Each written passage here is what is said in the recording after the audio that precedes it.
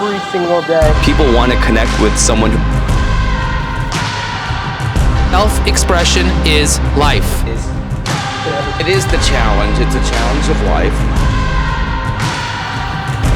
You can't get mad at other people for not seeing your vision. It was all about a grind. Like I said, I was selling CDs, DVDs, and clothes out the trunk of my Whatever car. it takes. This is for the people. Don't forget that. Ladies and gentlemen, welcome back to the Hustle Chronicles podcast. I'm your host, Zach Cohen. We have the Woofies team here. If you don't mind just starting off saying who you are and how you are involved with Woofies.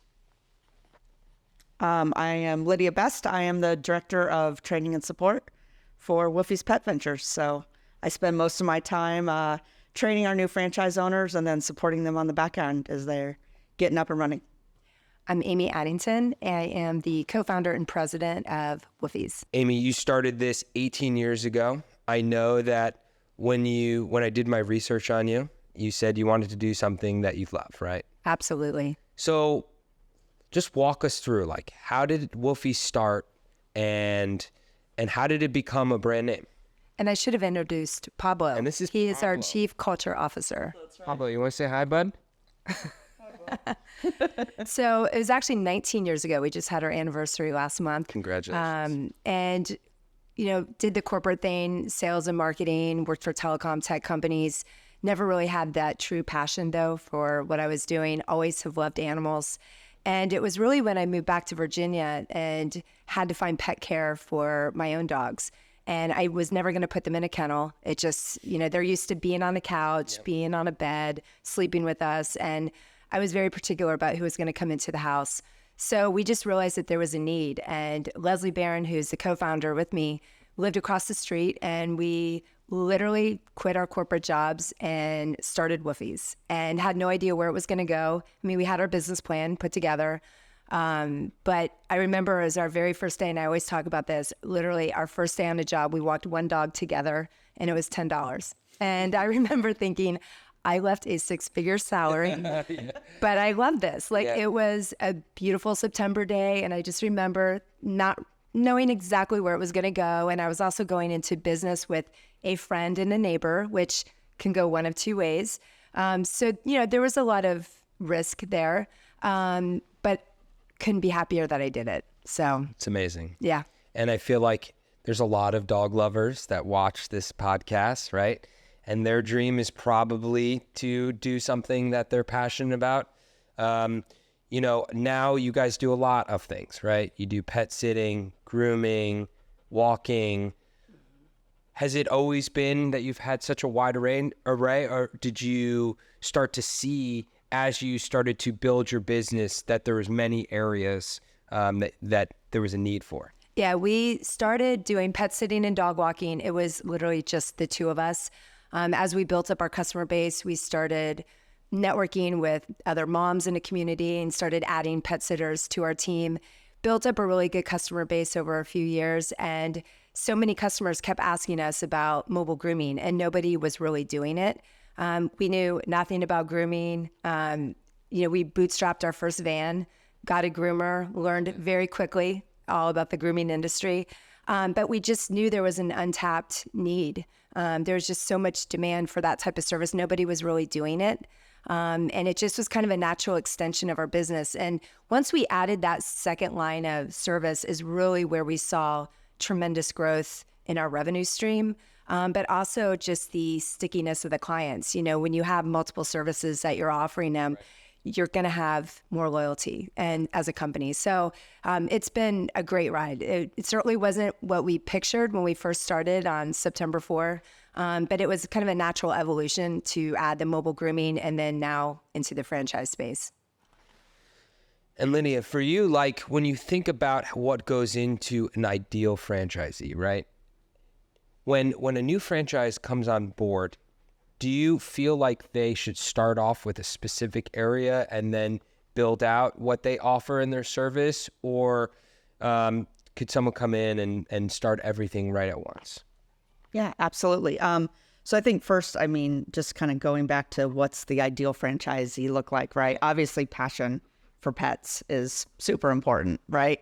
This is waking up every day and getting to even the worst day. You're still spending time with people's pets. So I think passion for animals and passion for caring for people's, fur babies is super important. I really think we've seen franchise owners be successful in different, aspects, but the nice thing is you come out of training as a Woofie's franchise owner and you can hit the ground running with the pet sitting and dog walking. There sometimes can be a little leeway time before you get that grooming van and you find that perfect groomer and all of that, but you get to hit that ground running really early on with the pet sitting and dog walking. So I think being able to build that foundation of building those customers and that customer loyalty, and then as soon as you get that grooming van, you now have your first few customers. You reach out to those people and you're like, now we're launching our grooming services. So we, as our first customers, we want to, honor you and have you be our first grooming customers as well. Some locations are a little luckier and maybe their grooming van hits a little faster. And so they might start with the grooming piece first. I think it's nice to be able to have those two lines to be able to do that. So. The thing that stands out to me as a dog lover owner, right, is that if you've had dogs long enough and you get into a Woofie's franchise, you probably have your first customers just from hanging out in dog parks. Absolutely. The other dog lovers. So that's pretty unique, right? Most franchise systems, they don't really have a customer base to start off. No, you think about the number of households that have a pet. It's pretty much any market you go into. There's tons and tons of people who have pets, and that's usually your circle of influence in your network. You're going to be around similar people and people who have pets, and those are all going to be obvious customers to come on board, which is great. Yeah, and another thing that stands out is COVID, right? We've interviewed a lot of different brands this weekend, and so far, really, COVID hasn't come up once.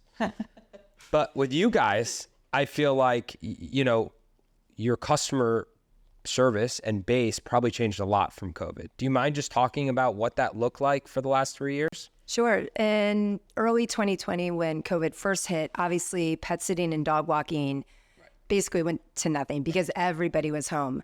The good news is, with mobile grooming, we were able to stay open. So where all the brick and mortar salons would shut down, we were able to stay open. And that was huge. And that's where we really saw the grooming business take off. It was already very busy. There's so much demand for that grooming at, client's house, in their driveway. But with COVID, it just skyrocketed. But then we found, as people were stuck on the endless Teams calls, Zoom meetings, we had people starting to call us saying, I need to get back on a midday schedule. Or when people started traveling again, they would call us back. So the pet sitting has really come back from pre-COVID numbers, which is fantastic. But it was a little dicey those first few months. It was something that no one has ever seen before. It's a business climate nobody ever experienced. We had no idea how long it was going to last. And in our situation, we had just started franchising. We had 3 brand new franchisees. So, not only did we have a corporate location of probably 120 team members that, we have a responsibility to make sure they have enough work. That's their income, their livelihood. So we had that stress. And then we had 3 franchise owners that were brand new. So we didn't have time to get nervous or fear what was going to happen with COVID. We had to act, and we focused big time on the mobile grooming piece. We started our grooming school, WAGs, to create more groomers. A great example is Heather, one of our longtime full-time pet sitters. Because she wasn't able to work during the early days of COVID, she had always been interested in becoming a groomer. And we put her through school. She's still grooming for us today in Ashburn. So we created a groomer, and it was great. We also created adventure walks, all different types of services. You have to get creative when it's a tough environment. Yeah, you have to get gritty. You have to be creative. Probably you have something to say.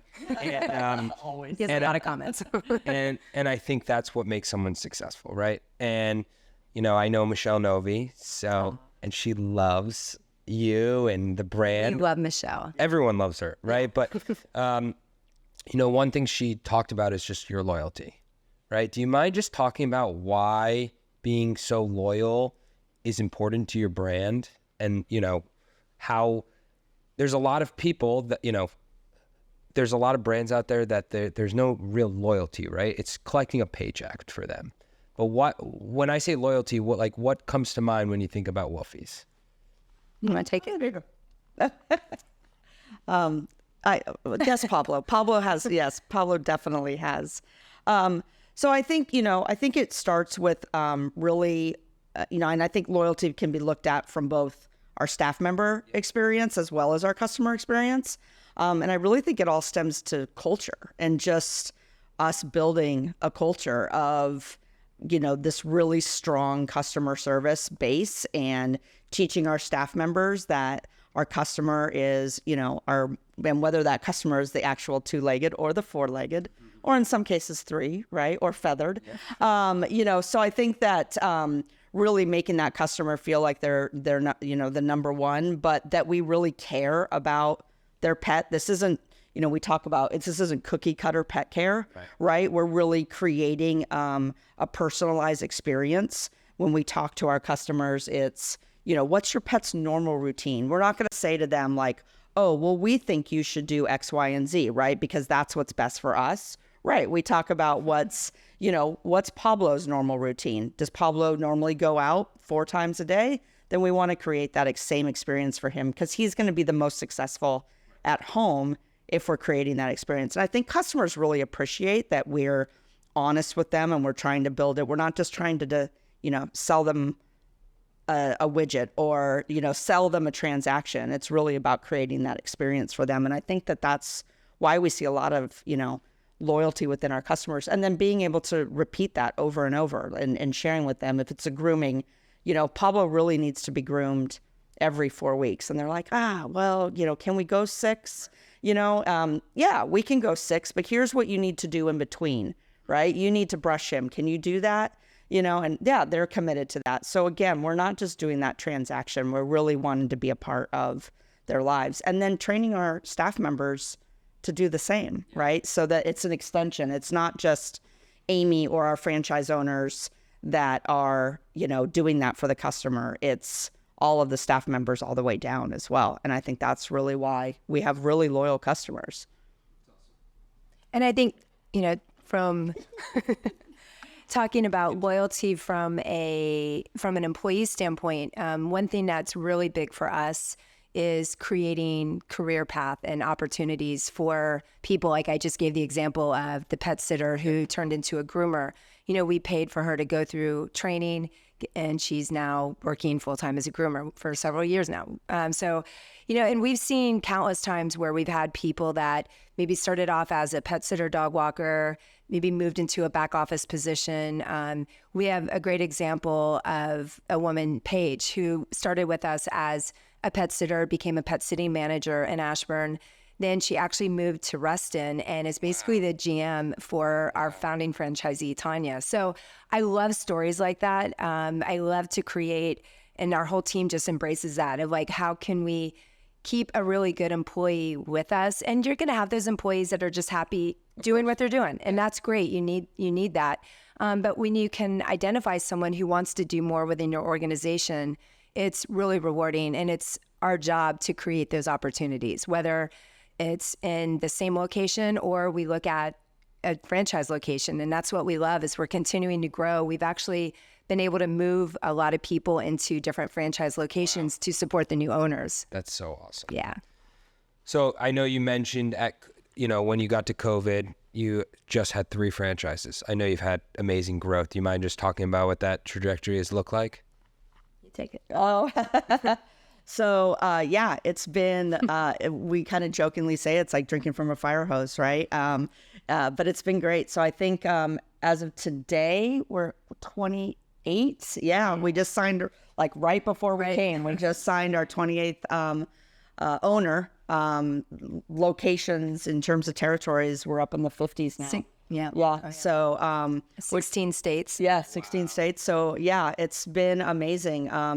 And it's really, I think the kind of the coolest thing about it too is that as we're growing, we're really bringing people into the system that care about the bigger system. Like it's not just awarding a franchise to, somebody that's like, all right, I'm going to sit over here in the corner and I'm going to hold all of my knowledge and all of my experiences to the vest. They're really engaged in helping each other out and, cheering each other on and sharing ideas. And it's, today has been awesome because today, convention is the day that we're all kind of in the room together, and we're still small enough that we can be in the room together. This might be our last year for that, but it's great to watch them like talking to each other and collaborating. And, I think we'll probably next year, another 25 or so. So it's just, I mean, it's like a little rocket ship, but, I think it's important that we stay true to our brand and we bring people into our system that, really want to be collaborative and really want to help each other out. So that's kind of what we're looking for. Yeah, I mean, you bring up a great point of it's growth, but it's responsible growth. It's, every time we are working with a candidate and they're starting to progress and they come to a Meet Your Pack day, our team will sit and, think about, is this somebody that we really see? Are they going to add value to the brand? Because we're so young, being an emerging brand, that culture that Lydia was talking about is so important. And it's our responsibility to bring on good franchise owners. I feel like we owe that to our existing franchisees. It's more important than ever, building the right culture as a franchise system and bringing people who will add value and elevate the overall level of the brand. That's something that's just hypercritical right now. And that was a big piece of being part of Authority Brands and a decision to be part of the Authority Brands family. It is enabled us, it's given us, the capital, the resources, the expertise, the knowledge, the peers among the other brands to really put our best foot forward for our franchise owners. Because you can't go into this business as a franchisor and just do it half-assed. You just can't. Like you've got to give them everything. These are people, they are putting their life savings in your hands, their trust. And it's a huge responsibility. We probably don't sleep, but that's okay. Yeah, because you're really invested in them as people and as business owners, and you want to give them every resource possible. And, being part of Authority Brands, there's so much that we're able to give them now that we weren't able to when it was just Amy and Leslie. It's so different now. I know one of the biggest challenges that you guys faced, which is honestly, it was a great challenge hearing from Michelle and just asking her what I should think about when we were doing this podcast, was your demand was so high and you couldn't hire people fast enough and train them. I'm sure a lot of people that own businesses went through this problem, or if they didn't have enough demand, right? And they probably didn't succeed through COVID. How did you approach that challenge? And I'm sure it's an ongoing challenge, but how do you look at that and say to yourself, okay, we're going to get to where we want to be, but let's just take the first couple steps to start getting, quality employees onboarded successfully and be able to do the service at the level we want them to? Amy mentioned it before, like during COVID, we developed the WAGS program, which is our Woofie's Accelerated Grooming School. I mean, we were looking back then we know as we grow, this is already, at least on the grooming side, it's an industry that it already has a shortage, right? COVID introduced a lot more dogs into the system. A lot more people got dogs. With those dogs come even more challenges. These are dogs that were home alone with their families. They weren't getting out and getting socialized. So we knew very early on when we started franchising that, this was going to be an issue. So we luckily, I hear people talk about how sometimes you look at COVID and you look at, it gave you the time to be able to make those pivots. And so that's what we did. And so we partnered with a great organization, the Paragon School of Grooming, and they help us on the online side. And then we built the physical school, and we hired an instructor, and we started building those groomers and groom techs, the bathers, and then started helping our franchise owners start to replicate that, right? Whether that be some of them are looking at building their own schools in their locations so that they can be kind of a regional school for the other local franchise owners. We're looking at ways, how do we do it online? And then we, really heavily into partnerships, partnering with our local shelters, so that we can take those trainees, and we're doing a dual role, right? They're learning how to groom on shelter dogs, but those shelter dogs are getting groomed, and being able to now be more presentable, so to speak, to somebody that might want to, adopt them. So that's been amazing. And then really just being creative, in your resources. I think one of the things on the pet sitting and dog walking side is that there is a little bit of that gig economy kind of mentality. So, somebody doesn't have to be a pet sitter or a dog walker full time. I mean, maybe they're a corporate person that's behind a desk all day and they want to get out at lunchtime and go walk one dog. Great. That's 5 dog walks a week that they can do. Maybe they want to do something on the way home. Maybe they want to do something on the weekend. Maybe they can't have a dog because, of whatever circumstance, but they can take a dog into their house for our bed and biscuit. So there's, it's the moms, at the school football games. It's, lots of different places, and you just have to kind of get creative with it. And you have to always be looking. Like it's that sales cycle, right? It's the same thing on the recruiting side.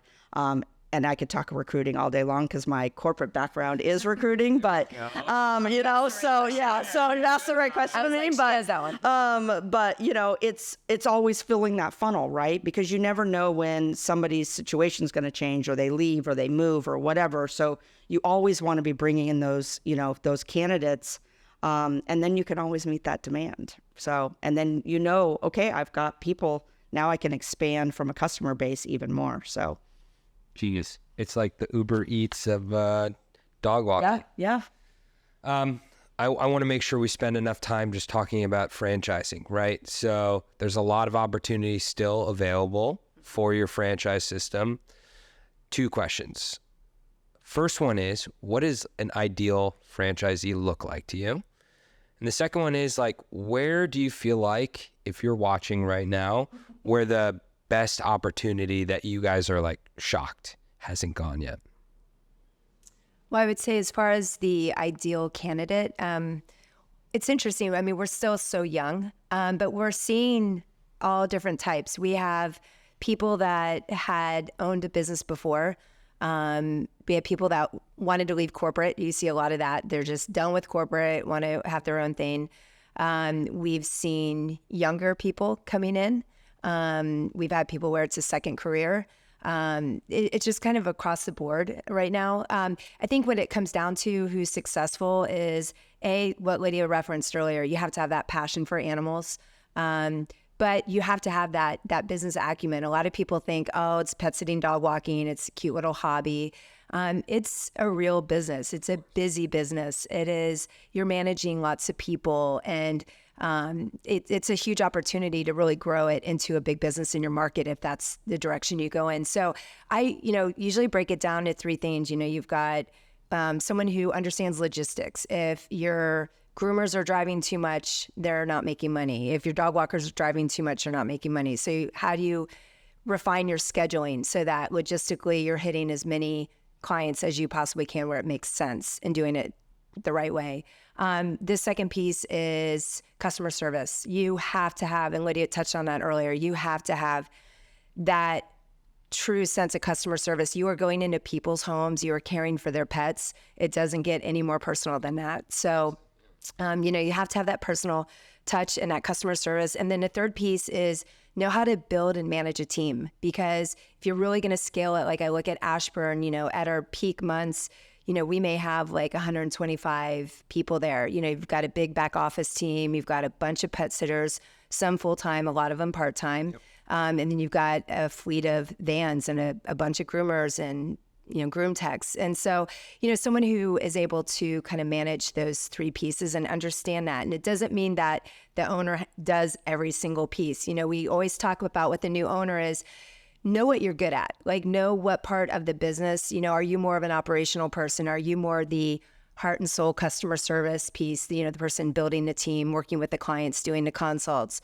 The areas that you're not as strong in, you bring somebody on your team that can support you in that way. I mean, the key is just bringing in the right people, building that right team. Yeah.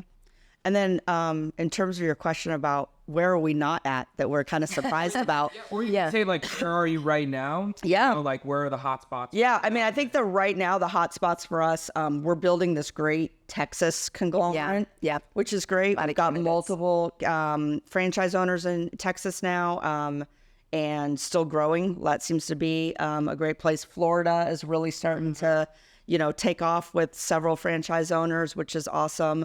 Obviously, we have our Virginia crew and just adding some more Maryland. I think surprisingly, we're not in Arizona. And I think that we just signed to Jody and we just never signed. mind. We're in Arizona, folks. And Emily. 3 territories. Scottsdale. Scottsdale. Yes. Yeah. That's how true. quick That's things are right. changing. Yeah, that's how quick things change, right? I would say two maybe like Washington State. We don't have anybody in like the Seattle area, which I think would really be a hot spot for Ohio. I grew up in Ohio. Yeah, I'm like, where's our Ohio team? Where's our Ohio We've had some good, so some good leads. Is there anyone in the Northeast? Yeah, I mean we've got New York, we've got Maryland, we've got New Jersey. No Connecticut yet. Not a Connecticut yet. So yeah, I mean, we have a lot of white space. We have a lot of white space, and again, going back to that, responsible growth for us. We really want people to be successful, and then we want them to expand. And that is something that we're starting to see is some of our franchise owners that, maybe, took on 1 territory or 2 territories, and then they really quickly realized like, ooh, I want the next one over, So that's really nice to see. Yeah, I love seeing the expansions. That's a great validation of the model. And we're also seeing a couple of conversion deals already. So we've had pet sitting companies. We have 2 owners now, one in Virginia, one in Florida, that owned a pet sitting business for several years, built up a really great customer base, great reputation. And they wanted to take it to that next level, and they wanted to integrate the mobile grooming piece, but didn't know how. And so they became a Woofie's franchise owner. So I love that model too, because they understand the pet sitting, dog walking piece. They have a built-in customer base. And it's just, adding on that additional layer and really growing that business much more because you have the support of the franchisor. You have the resources that you don't have as a sole business owner. So that's been really fun to watch. And I hope to see more conversions. Yeah, I would love to see a conversion from the mobile pet spa side to, pumping that'd be on. cool. That'd be, there's a lot of, single operators, out there. And so being able to help them take one of their businesses and introduce pet sitting and dog walking and introduce a team and then be able to, develop their skills. And that's something we, going back to that growth that you were talking about, like in the grooming world, a lot of groomers don't know, what do I do next? Like when my grooming career ends, what do I do? I've done this single thing. And so helping them become, either leaders where they're, teaching other groomers or then becoming business owners themselves at a bigger scale. I mean, those are opportunities for them that we really want, to help with the industry. I love that you brought that up because it kind of goes back to the point I said earlier. So many people think of the job as a hobby, like, oh, that's cute, you play with puppies, or you go walk dogs, or they think of grooming, they think of Dumb and Dumber, the shag and wagon, and people are always very surprised. Like, I love when candidates come to our corporate location. We do all of our Meet Your Pack days in person. They come in, they see our marketing setup, they see the van, and they're always really amazed at the level of professionalism. And that's something that has been a goal for us as a franchisor, and we always talk about it, elevating that level of professionalism overall in the industry. You can't have a career as a pet sitter and dog walker or a back office admin or a groomer, or to Lydia's point, you have a groomer maybe who has an injury. Guess what? You can make her an instructor. She can help with hiring, managing. She could work in the back office and do scheduling. There's just so many opportunities. And I think that as a brand, we're really trying to show that there's a lot to the pet space. There's a lot of career opportunities.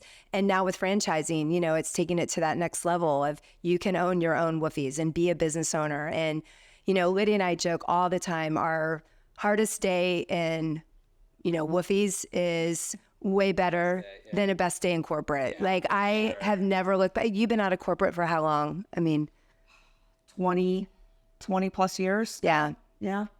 Lydia owned a huge pet sitting company years ago. We were competitors, but we were such good friends right off the bat. So just, I know we talked briefly on what the benefits of joining Authority Brands was, but like, do you mind just like walking through when you got to that point? It's such a huge success, right? Most people they dream of owning their own business and they probably can never imagine being acquired. Like, how did it happen? And then just walk us through, what did it feel like?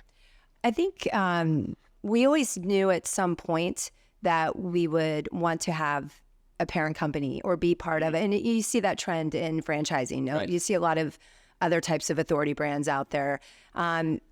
We actually spoke with several different companies. It started during COVID. I always knew it was going to happen at some point. I think COVID maybe accelerated that a little bit.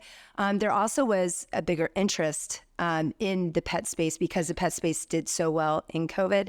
And so it was kind of the right timing for us. And also there was a demand and opportunity. But, it goes back to that point of when you're a franchisor and you have these people putting their life savings on the line, you have to pull out all the stops. And that was something that was really important. We met Rob, the previous CEO of Authority Brands, and, we've met with the executive team, and that was who we wanted. We wanted to be with Authority Brands. We were talking to other companies, and all great companies, but there was something about Authority Brands. And when they acquired Duty Calls, I was like, okay, they need to take us. There's too good right there. Yeah. But at the time, we were too small. And in fact, Rob at one point called me and was like, I love your brand, love the team. But, we had 3 franchisees and they were only, acquiring the larger systems. And then the beautiful day when he called and said they were creating an emerging brands and they would like us to come in and be the first one. That was awesome. And that was a no-brainer. And I'm so glad that we did it. They've been a great team. They're very supportive. And I think you might have said this earlier, Lydia, is they are very big on stay true to who you are, keep the culture of Woofies. That's what makes Woofies special and unique. They've been very great with that, of letting us run the brand, our team. But they're there for the resources, the capital, anything that we need to do. So I think it's been a really good relationship and we're just really happy. It's been a great move for us.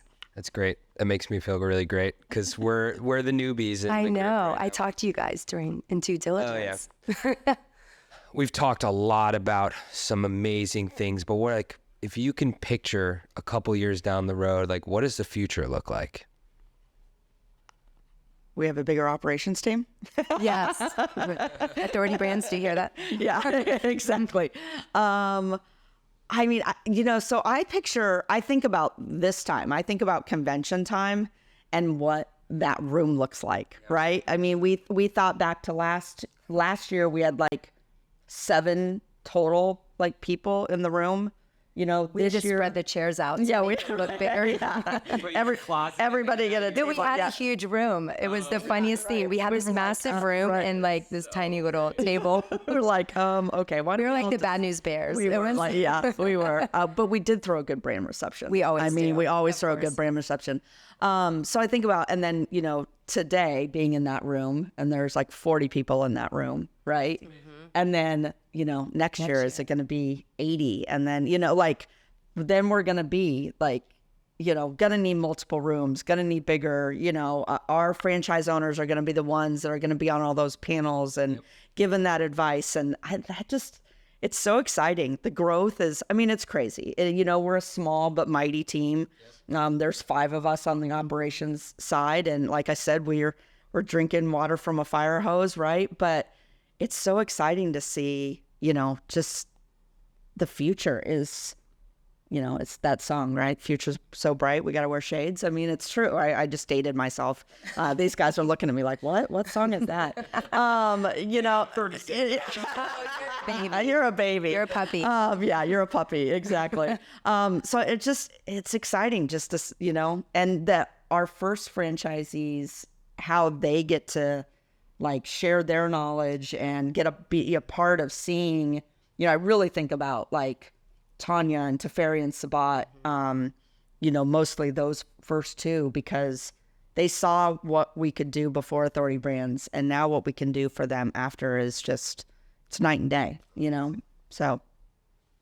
Yeah, it's exciting to go into a new market and see Woofies. Like, it's just something, you know, we think back 19 years ago and doing that dog walk, and it's crazy to think, you know, just to be going into a new market and be in Arizona, be in Florida, wherever, and then seeing a Woofie's there. It's just something that our team is just so proud of and excited and just very committed to the franchisees. Like, what can we constantly, we're always thinking, like, what can we do to provide more value as a franchisor? What are more systems we can put in place? What are more, you know, things that we can do to help them ramp up faster, or to help train, you know, when they need to train their people that they're hiring and they're growing, and different strategies. So it's just a constant, you know, just thinking of, okay, how can we be a better franchisor? And that's really what motivates us, because we love our franchisees. They're awesome. They're a great group. And it's, we want to just kind of give everything we can to them. I love it. If you could have a billboard anywhere in the world, what would it say and why? Do you know what I'm going to say? I don't know. It's got to be Costa Rica. That's our first one. Yeah. Free podcast. Oh, Yeah, I'm the first Costa Rica. and ask her why. Yeah. So I am a huge, my spirit animal is a sloth all day long. So I think mine has got to say something like, you know, have a bad day, hug a sloth, or, you know, something sloth related for sure. So, yep, that would be mine. Totally off Woofie's topic, though. I have said that when we go international, like, I'm going to open up Woofies of Costa Rica. So You get Costa Rica, and I get Florence, Italy. That's my place. Yeah. I'll visit both of you. Yeah, you can go. I would say I kind of bleed Woofies blue, and I would have my billboard say own a Woofies. Yeah. Love it. Yep. Where would it be? Everywhere. That would be expensive for the Hustle Chronicles podcast to buy, but I we got to agree- go big or go home. Yeah, we agreed to it, so we'll get you a billboard in every single state. be a mobile billboard. So Absolutely. Or like the airplane one. Yeah. Yeah. If people are interested in buying a Woofie's franchise, if people are interested in talking to you both, what's the best way? Best way is go to the website, ownawoofies.com. Fill out a form. We've got 2 amazing sales members of our team, Jill and Taylor. My goodness, sorry, been a long day already. But they're fantastic. They'll, kind of walk them through the process. And then a big piece though is come to the office, come to Ashburn, meet the team in person. When you're coming on board as a franchisee, it's a partnership, it's a relationship, and we've got to all connect and work together and, have the same mission and the same motivation to work together. So, I would love for people to reach out, and it's been fantastic. And also, we also love to have people talk to our existing franchisees, talk to them and say, why did you choose Woofies? Are you glad you chose Woofies? Would you do it again? We are very open, very transparent, and we just want someone to come in because they really want to be a Woofies franchisee. You never should feel like you sold someone. I hate that term at all. You talk about awarding a franchise, and it really is a mutual decision. Are we the right fit for them? Are they the right fit for us? And I just feel like if you have to sell or use ridiculous tactics, no, it's wrong. So it's all a great relationship. Do you guys have any questions for me? Why do you like Woofies? I mean, Oh, I do have a question for you though, but I do want to hear that answer. there's a lot of reasons. One, you're the first person to bring a dog to a podcast. We know what works. 2, and I hope you can feel my sincerity here. I've talked to a lot of entrepreneurs, some super successful, some just starting their journey. I have no doubt in my mind that you guys are going to be a successful name brand. I can feel the passion. It gets me excited. You know, I've been doing this with my brother now for more than half my life. And, you know, I've met a lot of people and I'm like, you'd be a great number 2. You know, you shouldn't be an entrepreneur, but you should be, you know, you should work with a great brand. You guys are going to be so successful because you could tell it's not about the money, right? And I try to tell people all the time, now that I sold my company to Authority Brands, everyone is now giving me the respect that I should have gotten 10 years ago, right? Because society nowadays, and this is really ultimately the reason we made this podcast, you look at Instagram, you see 30 seconds, you see successful entrepreneur that spends, 6 hours a day working out and gets in their Lamborghini and he says, oh, I'm only working 4 hours a week, right? He's not showing you all the hard work that got to that point. Absolutely. So it's not for everyone. It's not for everyone. Rewarding. And the journey, right? That's the part that really makes entrepreneurs excited. Like now being where I feel like Junk Luggers is more mature. We've sold 100 franchises.